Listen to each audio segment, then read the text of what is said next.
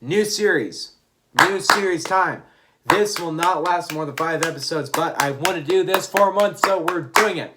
So, for a very long time now, I have wanted to do a concept, which is essentially, this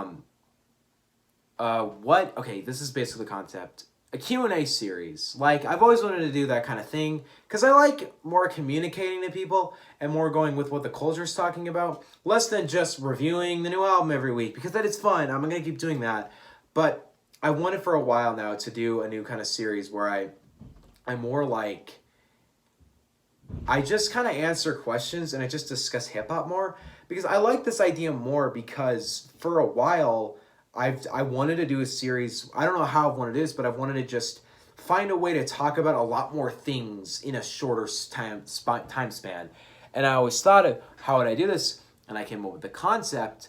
The way I do this is simply put, reading Twitter. Why not, you know? Twitter has all the hip-hop takes. I've been on this app for a while, so I'm kind of deep in the hip-hop Twitter culture. So I decided, you know what, I wanna like do a new series where I discuss. I'm not gonna pick a ton of questions every episode. I'm only gonna pick like 5 posts on Twitter.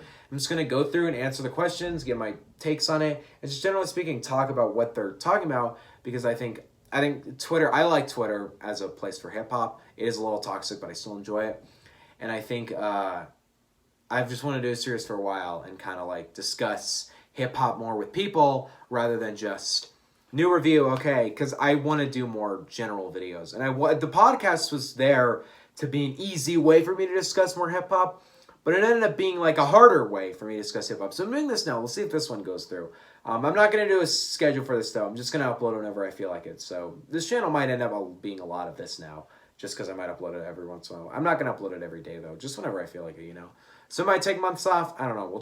I'm going to roll with this series however much I want to. So, let's start with the first question, which I want to start with. I'm picked 5 questions here. I initially had 10, but I'm doing 5 because this is going to take too long. So we're going to start with a question on a new track that dropped this last week. I didn't react to it and talk about it because it wasn't interesting enough for me. But it is the Killer remix. So Genius.com, actually, this is their post. Thoughts on the Killer remix with Eminem featuring Jack Harlow and Cordae. I wasn't too hyped for this remix when I saw it came out. And it's not because I don't want to hear Eminem, Jack Harlow, and Cordae. I actually like that idea of that collab. But I just don't like the song Killer all that much. It's just the weakest song, I think, on the whole side B, except for Black Magic. It's just, the beat isn't that interesting to me. It's just kind of boring to me. It's just not a very fun club banger. So, because I don't think Eminem's good at club bangers. He's good at everything else, but club bangers he's pretty bad at. Cordae and Jack Harlow are okay at those, though. So I was interested to hear them on that.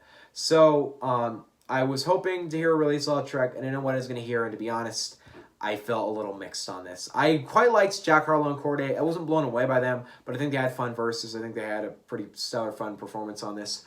It's Eminem more that I think, though, I didn't like. He came with this new verse on it, which I was hoping he'd give. But first of all, I don't like this hook. I just don't like the hook. It's just really corny to me. I know corny is kind of a bad criticism, but this is really how I describe it. The flow is off. Eminem's delivery doesn't work really well with the instrumental. I didn't really care for it. But Eminem's verse just didn't work for me. It just didn't like his fast pace. I don't really find that fast pace that interesting. And I just don't think it was really fun for me. It just kind of bored me and made me cringe a lot. So honestly, even as quite a big Eminem fan and someone who defends his new music a lot, I didn't care for this remix very much. I feel like this could have been better. Eminem, maybe this word track just doesn't work for me. I don't know, but I think Eminem probably could have done something more interesting. But honestly, yeah, this track did not land for me. Not great for me. Question number 2, who is your favorite rapper at the moment and why? Well, I think the most listened rapper I've had for the past couple weeks has been J. Cole. And it's mostly because his season dropped, so I have a new album from him. And on top of that, I've been listening to his old discography quite a lot, going back through some of his older albums. So yeah, I've been into J. Cole quite a lot lately. But right now, today, who's my favorite rapper? Like, if I want to listen to rap right now, I might actually have to say Isaiah, too. He's a contender for that. I think great. I love that single, and I don't get why you guys don't like it. But as a whole, it kind of got me more back into listening to some of those records. And honestly, right now, if I had to pick one rapper to listen to, I might have to say Isaiah Rashad. And that Cave freestyle with Kenny Beats, fantastic. So, hey, really like Isaiah. But I think I might have to say J. Cole, though, because he does have a new record out and stuff. DMX, too, because he does have Exodus out. So, hey, yeah, I might have to say, though, I'm going to go with J. Cole. I've listened to him the most in the past 4 weeks. So, J. Cole, current favorite rapper. Next tweet we have is some Eminem slander. Well, not the tweet, but the tweet it's quoting is Eminem slander, which is really cringy to me. Even though I just bragged on the guy for his Killer remix, I love Eminem. He's a great rapper. I even like new Eminem usually. I think his last few records have been solid. But you can go watch my side B review. It's on my channel. I dropped it back when the album came out. But this is the tweet. It says, it's the tweet being quoted. It says Eminem hasn't done anything for hip hop. Y'all just say this because he's white. As somebody quoted it saying Eminem is the reason hip-hop is big in Asia. I assume this is said because the man who posted the original tweet was probably Asian. I don't know.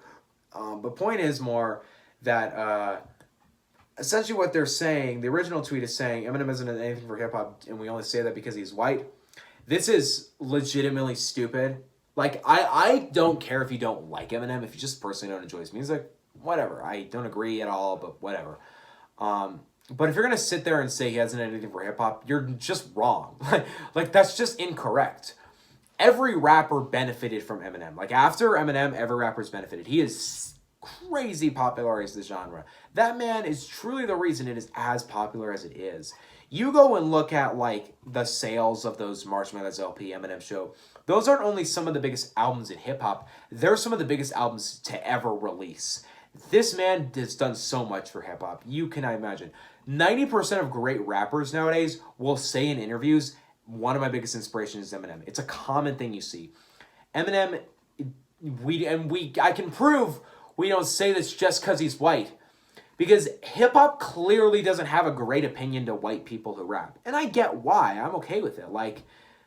But people hate NF. Nobody cares that he's white. Most hip-hop fans hate NF. People do love NF. I know that very well from the comments of my Clouds review. Thank you guys for tearing me apart for that video. But those aren't hip-hop fans. Those are just NF fans. They're just a different thing. Also Eminem fans. But, like, rap hasn't generally been generous to white rappers. It's never been generous to white rappers. Yeah, you have Mac Miller, who's praised by everyone. That's because he's actually good. And Eminem gets praised by people because he's good. Now, there's a lot of Eminem hate coming towards him. There's a ton of slander to Eminem. It's really stupid, but it exists. Honestly, this is just stupid. It's just stupid. Next, we got a Whole Lotta Red question. Is Whole Lotta Red the most polarizing mainstream hip-hop album since Yeezus? I've thought about this for a minute. I thought, like, what could be the most polarizing album since Yeezus? And I'll be honest, I can't think of anything else, really. Now, Whole Lotta Red is one of the only polarizing albums I've been in hip-hop to see, but there have been a couple that are pretty, like, people are pretty, like, divided on how good the album is, really. Like, honestly, everything else Playboy Cardi's put it has been pretty divisive. Like, people don't generally agree that Dial-It and Self-Titled great. I fucking hate Dial-It and Self-Titled, and I quite enjoyed Whole Lotta Red. But there's some other pretty divided, like, I think Eternal Atake was quite the polarizing album.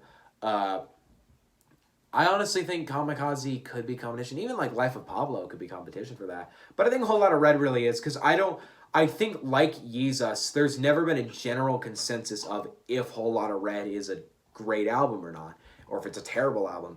I feel like quite a lot of people hate it, and quite a lot of people really enjoy it. I see slander for it, and I see love for it. I'm personally on the love for it side, but people don't like Whole Lotta Red. I personally get why.